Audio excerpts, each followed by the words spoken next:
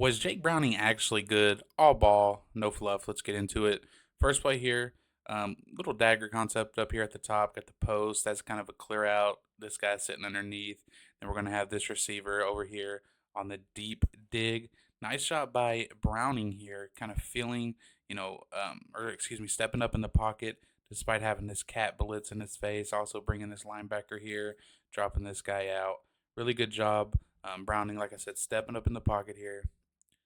He feels this corner coming, stepping up, hitting that deep end on time, accurately, in rhythm, calm footwork in the pocket. Again, despite the blitz, because he sees it, his eyes are looking to the left.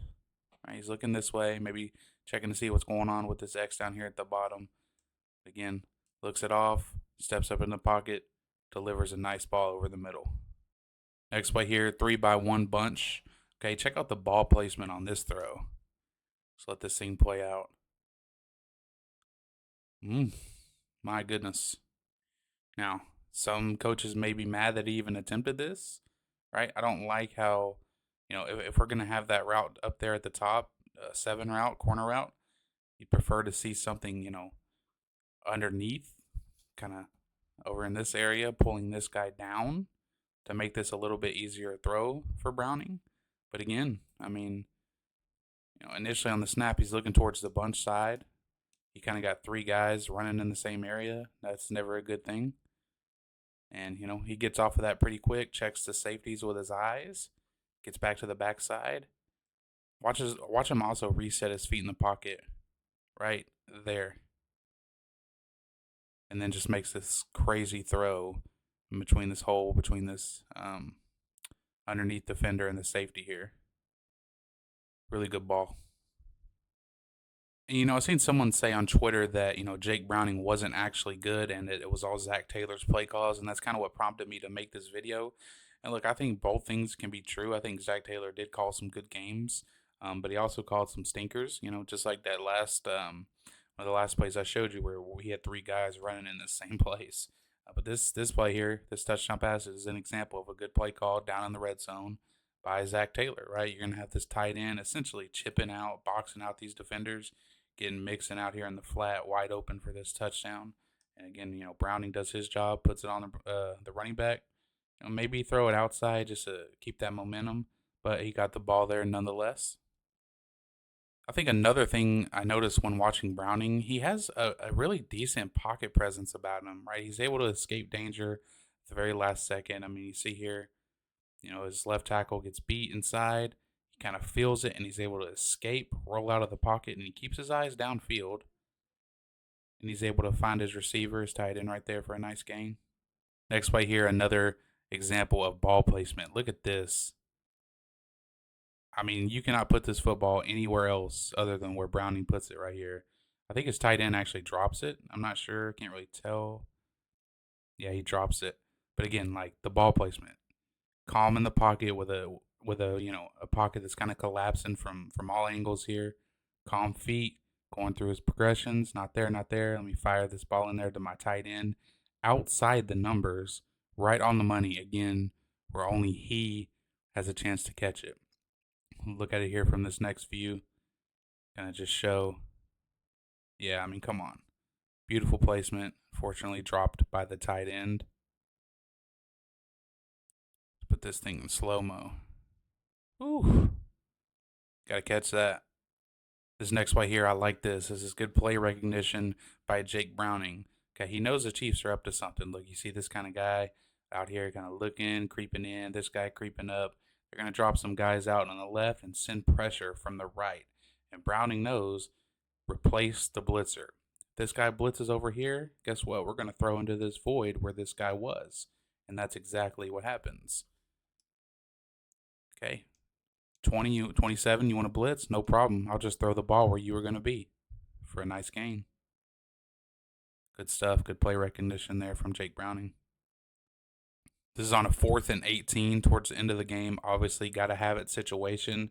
Watch him step up and rip this thing over the middle. Another kind of dagger type concept here. Ooh-wee, my goodness. Chiefs kind of playing that umbrella coverage, 4 deep. Soft spot will be over the middle. and he hits that perfectly. Excuse me. There, boom. Calm footwork in the pocket.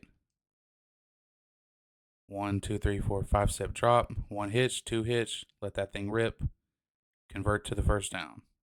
Next play here, really nice job. Play action pass. Defender in his face. He's still able to get this thing off over the middle for a nice gain. And, a lot of backup quarterbacks right here in this situation probably throw an interception. They panic, not Browning.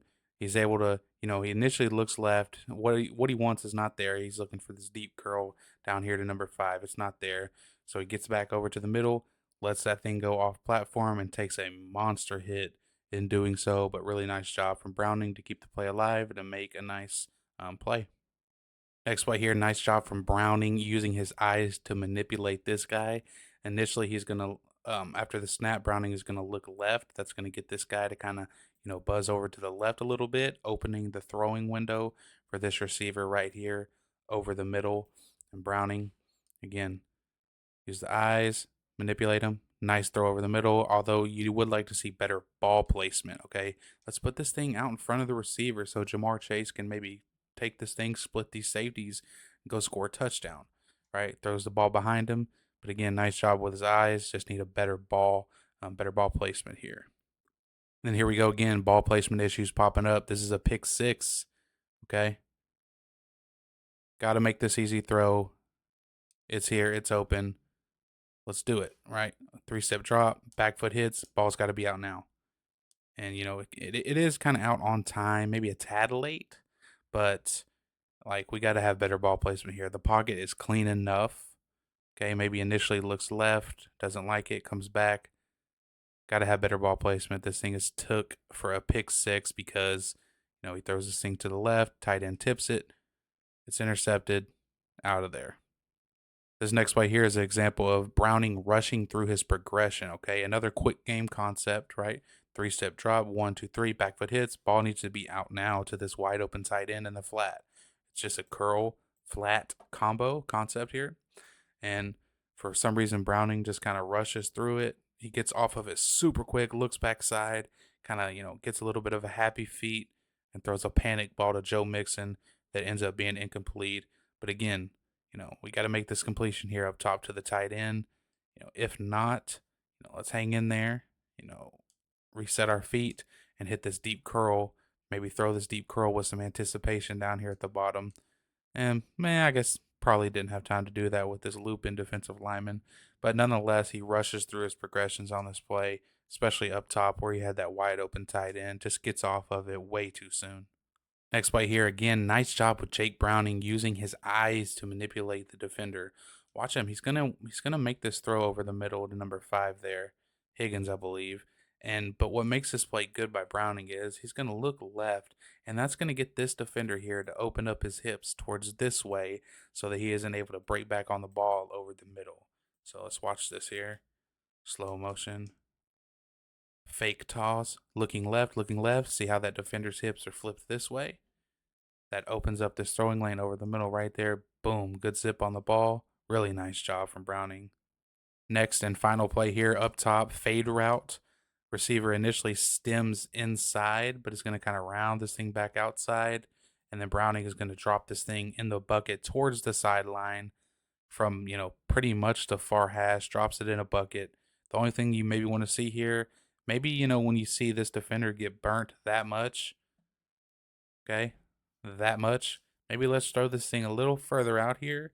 But again, it looks like it was a fade route, and he's taught to throw this thing kind of towards the sideline, so you can't fault him too much. It's a really nice throw, a lot of air under it, drops it in the bucket. Really nice job. But all in all, Jake Browning, I think he's a high end backup. I think with the part that his flaws, his biggest flaw at times is ball placement, and you just can't have ball placement issues in the NFL and be a starter. So I think he can be a high end backup, a spot starter that can certainly win you games in certain situations, as he's shown or as he showed last year. But nonetheless, Bengals have a really good backup for Joe Burrow in case he goes down again, because he has showed that he has had multiple health problems. So you never know.